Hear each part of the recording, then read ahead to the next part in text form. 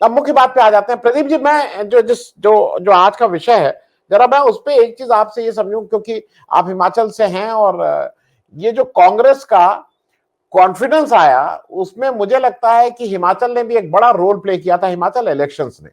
वो एक अंदर से कॉन्फिडेंस आया। दूसरा, भारत जोड़ो यात्रा चली रही है, इस बीच 30 तारीख को एक ऑपोजिशन के लोगों को इनवाइट किया है फॉर भारत जोड़ो यात्रा के समापन वाले कार्यक्रम के लिए।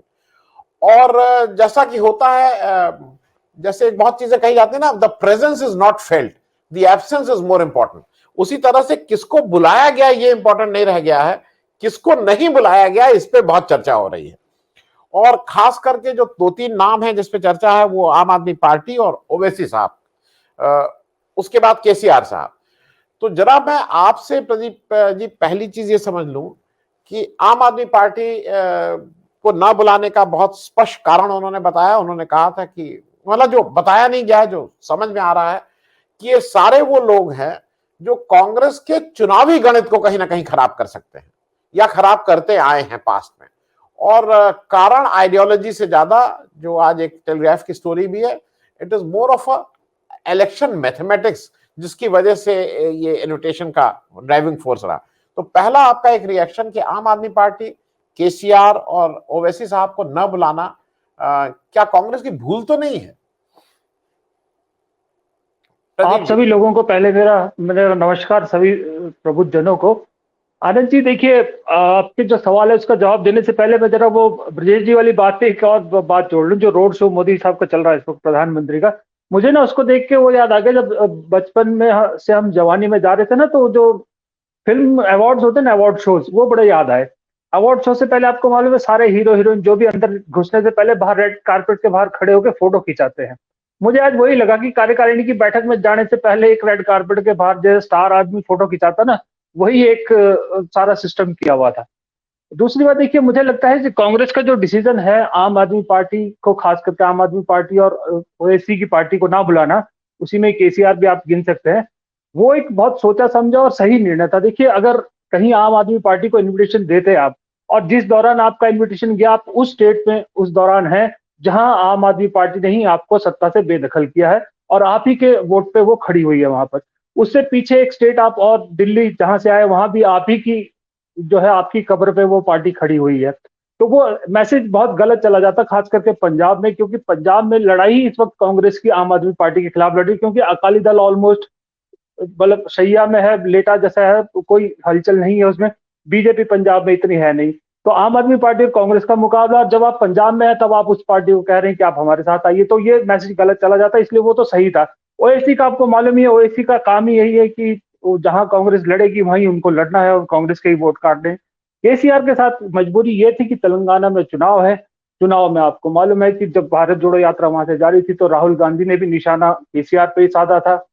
अब आपका मुकाबला भी उसी से है, तो उनको ना बुलाना भी एक सही, मेरे हिसाब से डिसीजन सही था। लेकिन उससे ज्यादा आनंद जी, मुझे ये लगता है कि जिनको बुलाया गया है वो भी, मुझे लगता है 23 पार्टियों को जो बुलाया है उनमें से मुझे लगता है कुछ पार्टियों को ना बुलाती अगर कांग्रेस, और दूसरी बात इस तरह का कोई शोषा ही ना करती, मुझे लगता है जिसको आना था खुद आती। क्योंकि आपने पूरी भारत जोड़ो यात्रा के दौरान ये मेंटेन रखा कि ये चुनावी यात्रा नहीं है, विपक्ष की एकता इसका एक नतीजा हो सकता है, लेकिन विपक्ष की एकता के लिए हम नहीं कर रहे हैं ये। लेकिन आप समापन में खुद बाकायदा चिट्ठी भेज के इन्वाइट कर रहे हैं सबको, तो इसका मतलब आपने अपने ही पहले वाले मैसेज को गलत साबित कर दिया। आपने बता दिया कि दरअसल आप चाहते हैं कि विपक्ष आपके छत्र छाया में इकट्ठा हो। अब कल मायावती ने जिस तरह का बयान दिया उससे कांग्रेस की फजीयत हुई, मुझे लगता है, क्योंकि कांग्रेस ने उन्हें इन्वाइट किया और वो कह रही हैं, उनके जो शब्द थे कि कुछ कांग्रेस जैसी पार्टियां वो फैला रही हैं, भ्रम फैला रही हैं कि वो हमारे साथ गठबंधन कर रहे हैं। अब आप समझिए, मैसेज सीधा ये था कि कांग्रेस हमारा नाम लेके अपना भ्रम फैला रही है। तो अभी अखिलेश वाली बात आपने बताई कि अखिलेश यादव भी अनमने से है, वो भी नहीं चाह रहे। दरअसल समाजवादी पार्टी और बीएसपी दोनों को ही ये डर है कि अगर उत्तर प्रदेश में हम गठबंधन करते हैं और कहीं कांग्रेस, मान लीजिए अगर 20 सीट नहीं लेती, पहले का जो 2009 का है उस आंकड़े में नहीं पहुंचती, अगर कहीं 8-10 सीट भी ले जाती है तो उनको डर है कि जो वोट कटेगा, जो हमारे ही जमीन पे जो है कांग्रेस खड़ी होगी, इसलिए वो कांग्रेस से दूरी बनाना चाहते हैं। लेकिन हाँ, जयंत चौधरी का तो आपको मालूम है कि वो ऑलमोस्ट क्लियर है कि जयंत चौधरी कांग्रेस के साथ जाएंगे। ऐसे ही मुझे ये लगता है कि इस सारे में अगर आपको बुलाना था तो जो आपके असल सहयोगी हैं वो एनसीपी, शिवसेना या डीएमके, इस तरह की पार्टियों को इनवाइट करना चाहिए था जो आपके साथ खड़े रहे हैं। बाकियों को ओपन इनविटेशन रखना चाहिए था कि जो आना चाहे सबका स्वागत है, जो अभी तक स्टैंड रखा था। बाकायदा चिट्ठी भेज के आपने फजीयत करवाई है, ये मुझे ऐसा लगता है ये ना करते तो ज्यादा बेटर रहता। जी प्रदीप जी, मैं आपके पास आ रहा हूं। प्रदीप जी, एक चीज ये बताइए, जैसे कुछ लोगों का कहना यह है कि कांग्रेस को इसको बड़ा नहीं करना चाहिए था, आप भी कह रहे हैं, लेकिन मुझे ये बताइए कि पिछले 8 वर्ष से देश में केवल इवेंट की बाढ़ है, पूरा इलेक्शन इवेंट है, ये मतलब इलेक्शन ही नहीं, सारा खाना पीना, सोना, उठना बैठना, बाहर जाना, अंदर आना, सब इवेंट है। और अगर एक 700 मीटर में एक व्यक्ति चल के जा रहा है, उसको मेगा इवेंट करके कोई कर रहा है, तो कांग्रेस 150 दिन चलने के बाद, 3500 किलोमीटर से ज्यादा चलने के बाद, अगर उसको एक इवेंट के तौर पे अगर प्रस्तुत कर रही है, तो मुझे उसमें ऐसा कोई बहुत खराब नहीं बात लगती। और एक चीज और मैं बता दूं, इवेंट में सबसे बड़ी मुश्किल क्या हो रही है बीजेपी को, कि जब से कांग्रेस की भारत जोड़ो यात्रा चली है, उनका कोई मामला अभी चल ही नहीं पा रहा है। वो इतना डेस्परेशन है उनका कि वो होली आ गई, दिवाली, अभी होली नहीं आई, दिवाली आ गई, दीपोत्सव, 18 लाख दिए, ये सब कर चुके हैं। मतलब अगर फूल वहां से पीएम पर पुष्प वर्षा, ये लगातार, अरे भाई पीएम पे पुष्प वर्षा ही होगी। न्यूज तो तब बनती है अगर पीएम इंदिरा गांधी के ऊपर भुवनेश्वर में जो फेंका गया था पत्थर, वो न्यूज था। दुल्हा जब घर आता है तो उसके ऊपर तो पुष्प वर्षा होती ही है। मैं सिर्फ ये पूछ रहा हूं कि इसमें क्या गलत है, अगर कांग्रेस अपने इसको इवेंट के दौर में, एक सचमुच का इवेंट जो किया जा रहा है, उसको एक बड़े उत्सव के रूप में मना रही है और सबको बुला रही है, क्या दिक्कत है इसमें? देखिए, इवेंट मैनेजमेंट में कोई दिक्कत नहीं आनंद जी। एक हमारे टेलीविजन में एक लाइन होती है कि जो दिखता है वो बिकता है। ये लाइन को मोदी ने जो है बहुत सही तरीके से बीजेपी ने पकड़ा और उन्होंने हर छोटे छोटे इवेंट को मेगा इवेंट बना के इवेंट मैनेजमेंट के थ्रू दिखाया पिछले 8 सालों में। और सब पार्टियां कहती थी कि नहीं, भारतीय राजनीति में इवेंट थोड़े दिन के लिए चलते फिर नहीं चलते। लेकिन धीरे धीरे जब कांग्रेस को ये बात समझ में आई तो कांग्रेस ने इस सारी यात्रा को एक मेगा इवेंट बना दिया और बीजेपी के इवेंट्स पे भारी पड़ने लगा ये। अब ये बात जब दो पार्टियां सक्सेसफुल हो रही है एक इवेंट के जरिए, तो अब सभी पार्टियां इस धीरे धीरे आप देखेंगे कि इसी लाइन पे चलने लगी। अब अपनी छोटे छोटे कार्यक्रमों को भी एक मेगा इवेंट की तरह से जो है वो इस्तेमाल करते हैं। अगर आज आपने प्रियंका गांधी की कर्नाटक में जो एक महिला कांग्रेस की रैली वो देखिएगा, तो वो भी एक किस तरह से पूरे इवेंट की तरह से इस्तेमाल किया गया। और सबसे बड़ी बात कांग्रेस में ये है कि राहुल गांधी हो, चाहे प्रियंका गांधी हो, चाहे मल्लिकार्जुन खड़गे हो या कोई और नेता हो, अब मौके पे चौका मारना इनको आ गया कि मतलब कहां क्या बात किस तरह से छेड़ी जानी चाहिए, जो कि अभी तक प्रधानमंत्री मोदी की खासियत थी कि वो इमोशनल कोड जो छेड़ते थे, वो चीज अब वो समझने लगी आज। क्योंकि प्रियंका गांधी ने मुझे नहीं मालूम, हो सकता है मैं गलत हूं, लेकिन मैंने पहली बार सुना कि जहां उन्होंने संजय गांधी की मृत्यु की भी बात करी, इंदिरा गांधी के उस संजय गांधी की डेथ पे जो इमोशंस थे उनकी बात की, अपने पिता की डेथ की बात की, अपने पिता के बाद जो माँ के इमोशंस थे और किस तरह से वो राजनीति में आई, किस तरह से उन्होंने ना चाहते हुए भी पार्टी संभाली, वो सारी बातें छेड़ी आज उन्होंने, क्योंकि वहां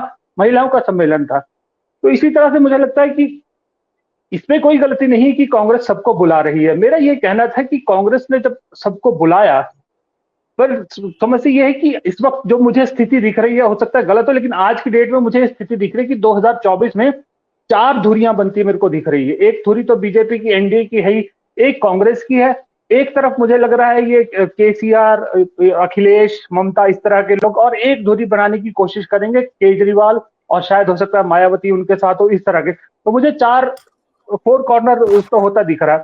तो ऐसी हालत में मैंने ये कहना था कि जो मायावती जैसी, जिनका भरोसा नहीं किया जा सकता, या अखिलेश यादव, जिन्होंने सरेआम वो कहा था कि कांग्रेस बीजेपी एक जैसे हैं, बिना किसी ग्राउंड वर्क के मुझे ऐसा लगा कि इनविटेशन दे दिया गया ताकि फटाफट से जो है वो एक मैसेज दिया जाए कि सारी विपक्षी पार्टियां कांग्रेस की छत्र छाया में आ जाएं, और ये देने की कोशिश की कि कांग्रेस की लीडरशिप में ही सब पार्टियां 24 में जाएंगी।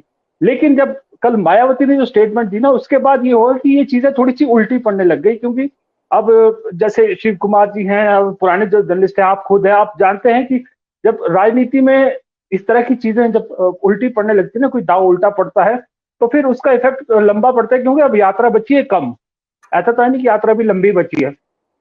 ऐसे में जम्मू कश्मीर के चुनाव आपके हो सकता है कि मई में हो जाए, उससे पहले छोटे राज्यों के चुनाव है, फिर आपके सामने कर्नाटक है। तो अब हेक्टिक सारा शेड्यूल है 1.5 साल का। अब इन 1.5 साल में इवेंट मैनेजमेंट, फिर वो इसी बात कहूंगा कि इन 1.5 साल में जिसने अपने इवेंट को ज्यादा मेगा बनाया, जिसने अपना ज्यादा चकाचौंध दिखाई, वो बाजी मार जाएगा, वो जो है वो खिलाड़ी कहलाएगा 24 के लिए। जी जी जी। नहीं, लेकिन इवेंट में थोड़ा मुझे अब लग रहा है कि थोड़ा सब्सटेंस भी लोग चाह रहे हैं। पीपल ऑल्सो वांट, जिसको अंग्रेजी में कहते हैं, they also want some meat. केवल केवल शोरबे से काम नहीं चलेगा, उसके अंदर कुछ रहना भी चाहिए जिसको आदमी चबाए। क्योंकि अभी तक केवल शोरबा आप परोसते रहेंगे पानी डाल डाल के, तो उससे काम नहीं चलेगा। They want something happening.